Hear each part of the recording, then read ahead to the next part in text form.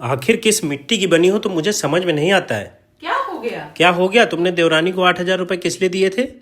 अरे उसका जन्मदिन आने वाला था, उसको खरीदारी करनी थी इसलिए दे दिया।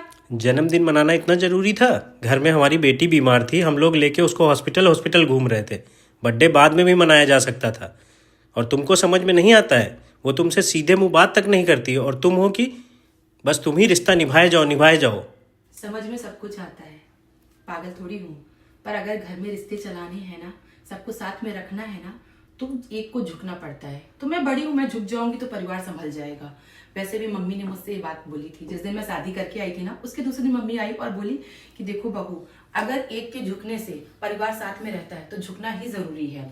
मम्मी भी झुकी तो आज पापा के साथ सारा भाई रहते हैं, सारा परिवार समेट के रहता है।